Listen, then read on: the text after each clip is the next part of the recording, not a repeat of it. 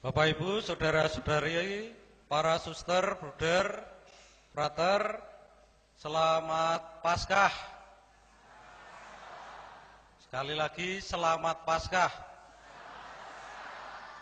Belum mantep. Selamat Paskah. Itu baru OY ya. Nah, kebangkitan Tuhan itu baru kita rayakan sepenuhnya itu besok pagi sebetulnya.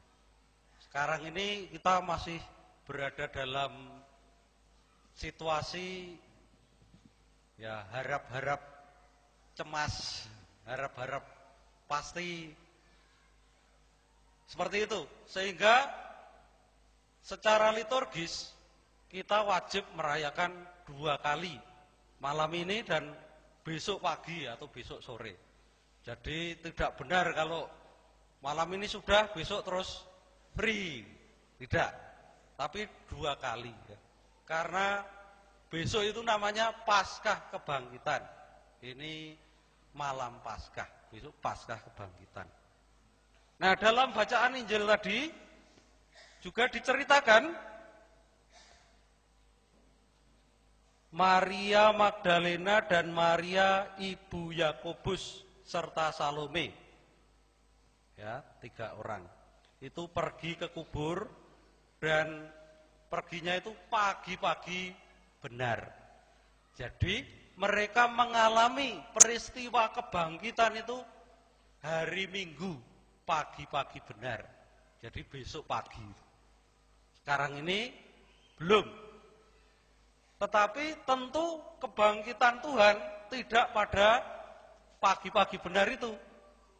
Ya malam ini entah kapan, sekarang atau nanti malam atau jam 12 atau jam 3. Maka malam ini perayaannya variatif, ada yang jam 12 tengah malam nanti juga ada.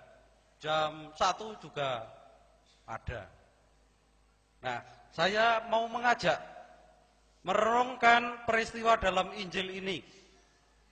1 ayat saja. Silakan dibaca dari bab 16. Anda membaca Injil yang ada di situ.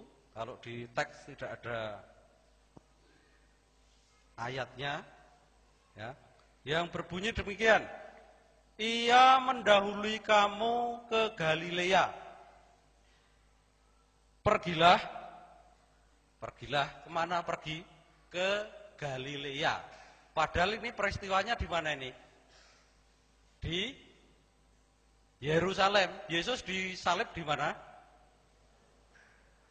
Di Golgota itu letaknya mana? Ya, Yerusalem kan. Tapi ini kebangkitan itu ada di sana. Tapi kenapa ini kok disuruh pergi ke Galilea? Nah, saya mau mengajak merenungkan itu. Kok harus pindah diri? Pencet ya. Nah, ini mengapa para murid disuruh pergi ke Galilea? Dalam teks itu jawabannya, sebab ia mendahului kamu ke Galilea. Ia itu siapa? Yesus. Para murid tadi mendapatinya di Yerusalem. Tetapi dia itu, malaikat tadi menyuruh ke Galilea. Sebab Yesus itu akan mendahului ke sana. Nah, ini ke Galilea. Galilea itu mana toh? Dan kenapa kok disuruh ke sana? Mari kita melihat peta Galilea. Ya, kita melihat peta Galilea dulu. Aduh, enggak kelihatan ya. Ya, diraba-raba saja. Yang membawa kitab suci atau yang bisa membuka kitab suci di hadapan Anda bisa melihat bagian belakang itu, peta Galilea. Bagian ya, kalau yang di luar barangkali hanya melihat lamut-lamut, nanti di Lihat persisnya. Saya tunjukkan dengan pointer ini. Yang Palestina pada zaman Tuhan Yesus. Pada zaman Tuhan Yesus. Sebab sebelum Tuhan Yesus itu nama-nama itu agak berbeda. Galilea itu ada di sini nih. Ya, ada di sini. Di sini ada Kapernaum, ada Kana, ada Nazaret, kemudian ada Gunung Tabor, ada Danau Galilea, maka di sini ada Danau Galilea, maka ini wilayah Galilea. Kemudian ini adalah Sungai Yordan, Sungai Yordan. Berarti Yesus itu ada di wilayah sini. Sementara Yerusalem itu ada di sini nih, ya, di wilayah Yudea. Yudea itu dulu disebut Yehuda, ya. Kemudian ini menjadi Yudea. Jadi dari Yerusalem ke Galilea itu jaraknya cukup jauh nih. Tapi kenapa kok ini diminta ke Galilea? Nah, mari kita lihat Galilea itu ada apa. Sekarang silakan, kalau ini saya harap teksnya dilihat. Galilea, keterangan itu ada di Injil Markus bab 1. Semua itu. Ya, lihat Injil Markus bab 1. Pada ayat 9, itu Yesus dibaptis di Galilea. Ya, Yesus dibaptis di Galilea, di Sungai Yordan tadi, yang saya tunjukkan tadi. Ini Yordan yang ada di sini. Ya, Yordan yang ada di sini. Kemudian Markus bab 1 ayat 14, Yesus tampil di Galilea sesudah Yohanes Pembaptis ditangkap. Ia memberitakan Injil. Yohanes ditangkap, memberitakan Injil, tampilnya itu pertama kali itu di Galilea. Lalu Markus bab 1 ayat 16, Yesus menyusur Danau Galilea memanggil murid-murid yang pertama. Nah, ini menyusur di sini nih. Galilea, danaunya ini dikelilingi, lalu di situ itu Yesus memanggil murid-muridnya. Kemudian Markus bab 1 ayat 21. Yesus mengajar di Kapernaum. Kapernaum itu berada di wilayah Galilea. Ya. Nah, rupanya dari Galilea ini Yesus yang tampil begini ini sudah terkenal di sini nih. Tidak cukup di situ, dia mau pergi menuju ke Yerusalem. Jadi tujuan Yesus setelah dari Galilea itu mengajak ke Yerusalem para murid. Nanti kalau dibaca itu selalu begini, dalam perjalanannya menuju Yerusalem, itu mesti ada gitu itu. Sehingga gerakannya itu, perjalanan Yesus itu dari Galilea menuju ke Yerusalem. Di Yerusalem akhirnya apa? Disalibkan. Seperti ini. Lalu tadi diminta kembali lagi ke Galilea. Rupanya Galilea itu tempat penting bagi hidup Yesus. Ya, di situ tempat penting. Ini petanya nanti dibaca lagi karena ini lamut-lamut hanya saya ambil dari sini pakai handphone saja, jadi nggak kelihatan. Nah, sebelum ke sini saya mau menunjukkan sekarang ini sejauh yang pernah saya lihat ya. Tadi tempat-tempat penting itu kayak apa? Ini adalah Sungai Yordan. Tapi Sungai Yordan yang saya kunjungi ini Sungai Yordan yang ada di bawah, tidak berada di wilayah Galilea. Jadi sebetulnya Sungai Yordan itu kan panjang ini. Ya, ini di sini ya Sungai Yordan, bisa disebut Sungai Yordan gitu. Maka yang saya kunjungi ini tidak tempat Yesus dibaptis, hanya alirannya saja, tapi menjadi tempat wisata sekarang. Ini seperti ini, namun dikunjungi banyak orang. Nah, kalau berkunjung ke sana ngapain? Ini siapa nih? Ya.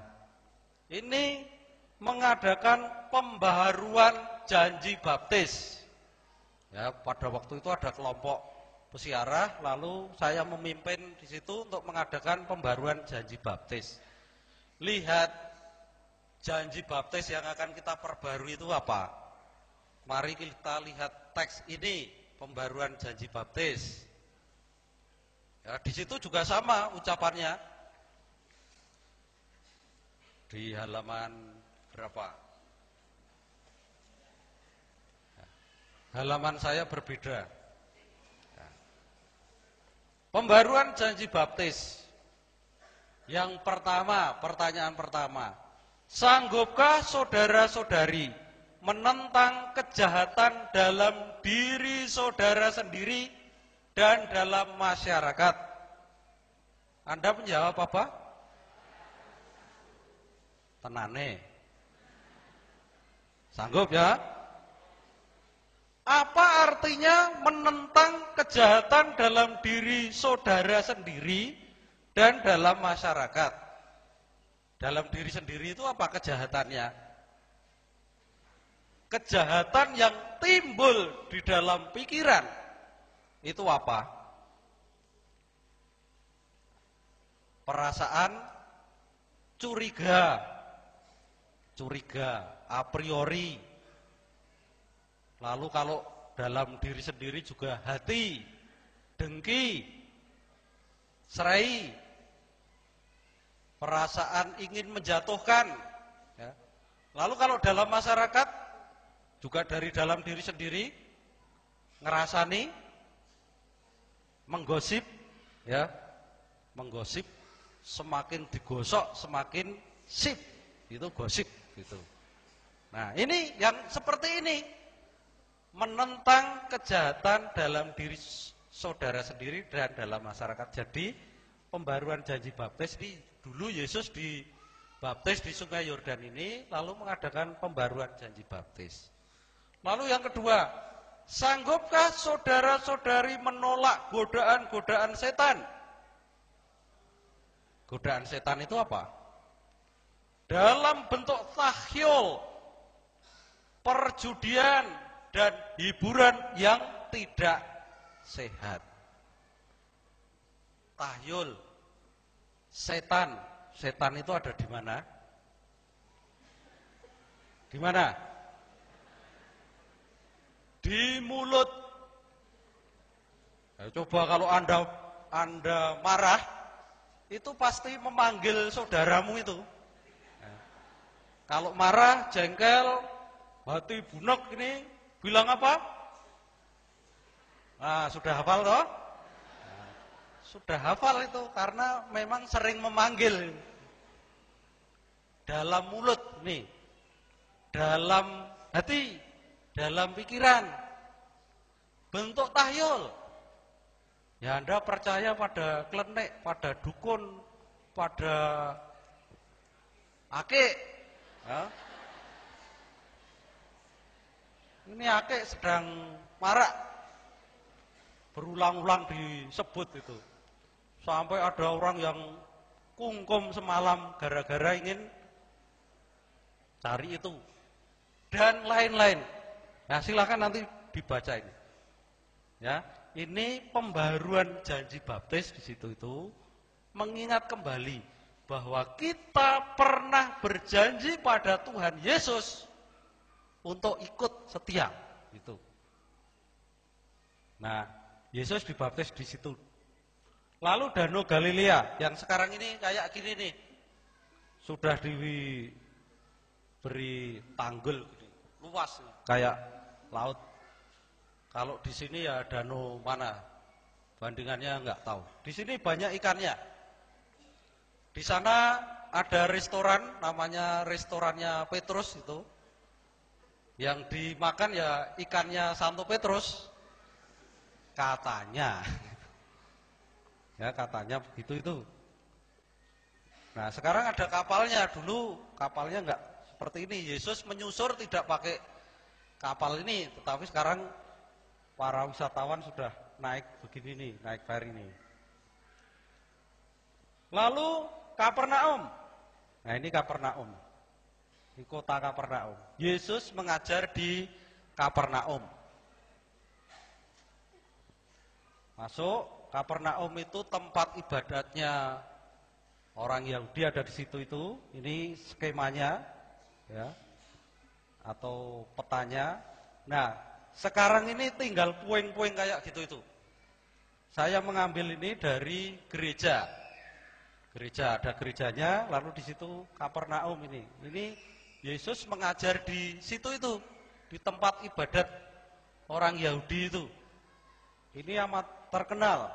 Di Kapernaum itu dikunjungi terus. Lalu kota Yerusalem. Jadi tadi kan Yesus disalib di Yerusalem. Nah, Yerusalem sekarang kayak itu. Di sini ini kubah yang emas ini adalah Masjidil Aqsa. Ada dua kubah, satu itu warnanya hitam, satu warnanya emas itu. Dulu ketika belum dicat begitu, orang yang mereka dari Mekah mampir di situ itu keliru yang tempat ibadat orang Yahudi yang sekarang ini warnanya hitam itu. Nah, supaya tidak keliru maka ini dicat emas. Ini yang masjid ini, Masjidil Aqsa. Jadi tempat ini menjadi tempat ziarah bagi banyak agama di situ itu. Agama Katolik ya di situ, Yahudi ya di situ, Islam ya di situ, ya Kristen ya di situ.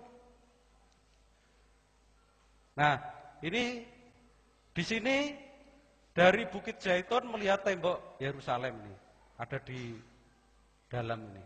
Saya hanya menunjukkan tempat-tempat itu ada yang tadi penting untuk Yesus tadi. Merenges. Ini Bukit Zaitun. Ada 8 pohon yang kuno, yang umurnya tua, 2000-an tahun gitu. Ini masih di sini nih. Nah, Yesus menangis di situ itu, berjaga-jaga di situ itu. Nah, ini pohon zaitun saksi hidup zaman Yesus ini yang paling tua ini. Di kerangkeng, tidak boleh dipegang-pegang. Nah, Yesus disalib di Yerusalem. Ini menjadi tempat berziarah. Batunya sekarang tidak boleh dipegang-pegang. Ini batu tempat Yesus disalib. Karena dulu sebelum dikaca orang datang nyuwili, ya, bawa pulang kayak ake itu, ya, untuk jimat katanya. Nah sekarang dikaca, tidak boleh dipegang-pegang. Nah, ini maknanya. Di Galilea para murid diutus secara baru, ya.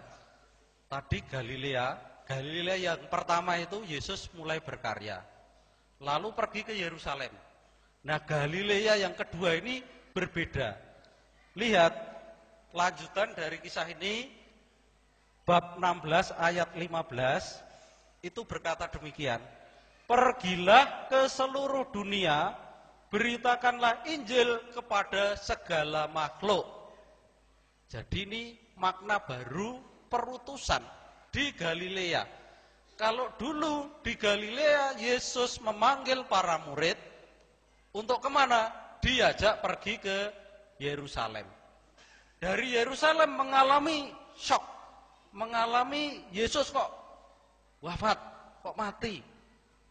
Lalu disuruh pergi lagi ke Galilea, kembali ke Galilea supaya menimba semangat awal. Dulu awalnya itu bagaimana? Nah, maka di sini ada perutusan baru, yaitu memberitakan Injil tidak lagi ke Yerusalem, kota yang dituju oleh semua orang, tapi diperluas perutusan itu ke segala makhluk. Lalu bab 16 ayat 20, mereka pun pergilah memberitakan Injil ke segala penjuru. Jadi tidak hanya kepada manusia Injil itu diwartakan, tapi ke segala makhluk. Lalu tidak hanya ke Yerusalem, tapi ke segala penjuru. Penjuru itu mana segala penjuru? Ya sampai di Nandan ini. Ya, sampai di Nandan ini. Tidak hanya sampai di Yerusalem sana, tapi dan Tuhan turut bekerja meneguhkan firman itu. Keliru ya, itu tergesa-gesa tadi. Dengan tanda-tanda yang menyertainya. Jadi Tuhan turut bekerja di situ. Karena tidak berada di wilayah yang dekat, pergi ke seluruh penjuru dunia kepada makhluk-makhluk termasuk setan tadi ya. Jadi yang percaya pada setan, percaya pada akik, percaya pada tombak, keris yang itu ya diwartakan supaya selamat. Jangan bergantung di situ itu. Nah, kesimpulan dari tadi skemanya itu begini. Injil Markus itu menceritakan di Galilea Yesus memanggil para murid diajak ke Yerusalem. Skemanya ya. Dari Yerusalem kembali ke Galilea. Di Galilea Yesus mengutus secara baru menuju ke seluruh dunia.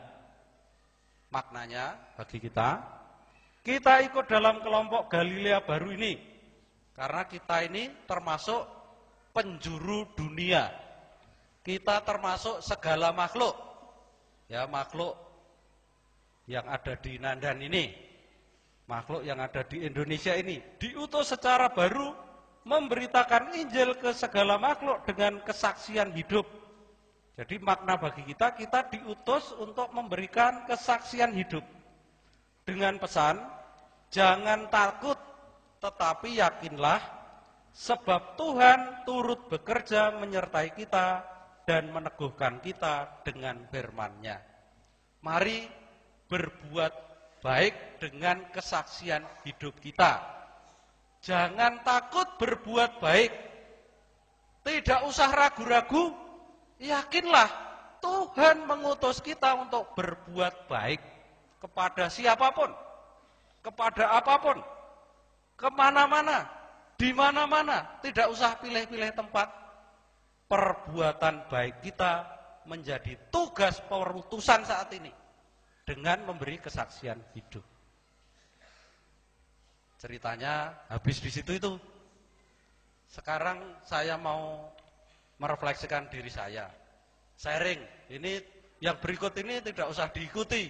Ini cara saya mewartakan atau ke segala penjuru tadi. Salah satunya penjuru itu kan di Nandan ini ya.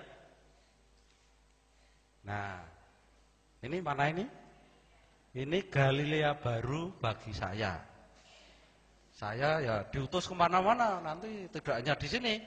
Kalau di sini sudah selesai tugasnya ya diutus tempat lain. Nah, sekarang ini ada di Galilea, Gereja Nandan. Ya. Salah satu bagian dari Galilea itu adalah apa ini? Rumah tikus ini. Oh, banyak tikusnya soalnya.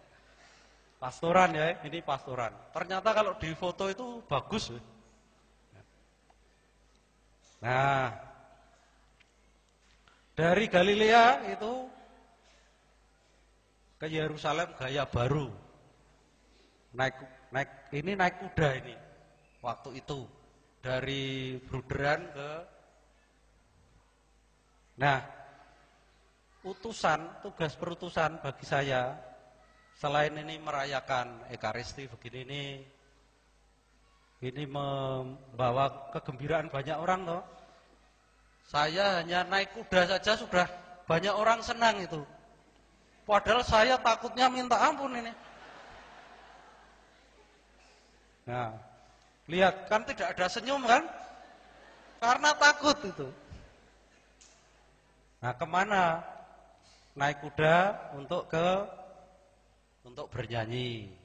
Ya, saya sok mendorong bernyanyi di lingkungan itu, meskipun saya nggak bisa nyanyi dengan baik, tapi ya itu menyanyi itu menjadi kegembiraan. Mari kita bergembira dengan cara bernyanyi. Wong nanti di surga itu kita ya harus bisa bernyanyi. Di surga dan di bumi kita bernyanyi bersama para kudus, menyanyikan lagu pujian bagi Allah. Kudus, kudus, kudus. Itu di surga nanti.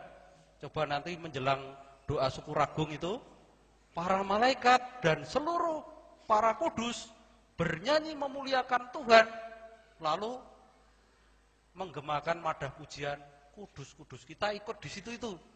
Kalau Anda tidak bisa bernyanyi, tidak boleh masuk surga. Nah, kalau lingkungan tugas kur, harus ikut. Kalau di lingkungan tidak ikut kur, tidak boleh masuk surga. Nih di lingkungan ini bernyanyi kendati do beliru ya tidak apa-apa. Tapi tidak. Nah, kemudian mengadakan perjamuan. Jadi di surga itu bernyanyi dan makan, ya makan di situ. Perjamuan. Jadi isinya tugas perutusan itu nyanyi, makan, nyanyi, makan, nyanyi. Anda kalau tidak ikut makan, nggak ikut ambil bagian dalam perjamuan. Ya, sekarang ini kita mengadakan perjamuan Tuhan. Ekaristi itu hakikatnya adalah perjamuan yang diadakan oleh Tuhan. Kalau kita tidak ikut dalam perjamuan itu, ya jangan masuk surga. Wong tidak mau ikut mengadakan perjamuan bersama Tuhan loh. Jadi syaratnya masuk surga salah satunya adalah makan. Enak kan? Perjamuan ini juga di lingkungan. Lalu bersahabat dengan anak. Ya, anak-anak supaya senang. Tuhan Yesus itu kan senang pada anak-anak. Biarlah anak-anak datang kemari, jangan dihalang-halangi. Sebab mereka inilah yang empunya kerajaan Allah. Maka kalau kita tidak bersahabat dengan anak, kita tidak bersahabat dengan kerajaan Allah. Karena anak-anak inilah yang empunya kerajaan surga. Jadi, mari kita bersahabat dengan anak supaya kita bisa merasakan bagaimana seorang anak itu bergantung pada orang tua, bergantung pada Allah sebagai Bapa kita. Kita ini kan berkat baptisan tadi diangkat menjadi putra-putri Allah. Nah, karena kita ini putra-putri Allah, kita yang harus kita lakukan ya begini nih konkretnya. Anak-anak itu harus dihormati. Anak-anak ini masih lugu, polos, menggantungkan hidupnya pada orang tua. Belum punya pikiran yang jahat, apalagi anak-anak ini mikir akik. Ya, enggak. Dapat akik aja dikasihkan orang tua. Nah, lalu gembira dalam keluarga. Ya, ini salah satunya fotonya yang berhasil saya ingat. Ya. Di dalam keluarga, Yesus itu hidup juga di tengah-tengah keluarga. Membuat kadang-kadang orang tuanya ya susah, tapi tetap nikmat, tetap enjoy, tetap membuat orang tuanya gembira. Lihat nanti kisah Yesus itu waktu masih anak-anak, lalu dipersembahkan di bait Allah, kemudian orang tuanya mencari terus, setelah pulang ya dia tetap berada dalam asuhan kedua orang tuanya. Dia bertambah besar hikmatnya, dicintai oleh Allah dan manusia. Jadi Tuhan Yesus kehadirannya di dalam keluarga itu juga dicintai oleh Allah dan manusia. Nah, gembira, kita bergembira. Anda bisa menambah yang lain, jangan mengikuti ini. Ini contoh saja, bagian kecil dari pengalaman saya bagaimana di Galilea itu diutus secara baru. Nah, pertanyaan untuk direfleksikan ini. Anda diutus untuk pergi ke Galilea. Jadi Injil tadi, pergilah ke Galilea. Nah, pertanyaannya, di manakah Galilea itu bagi Anda? Kalau saya tadi memilih Galileaku itu, sekarang ini Galileaku itu di Nandan. Nah, di Nandan. Anda harus memilih Galilea Anda itu di mana? Yang Galilea kedua, bukan Galilea yang pertama. Di keluarga, di tempat kerja, di tempat masyarakat, atau di mana? Dipilih. Tidak bisa semuanya. Dipilih. Karena di situ kita akan diutus secara baru, konkret, real. Ya.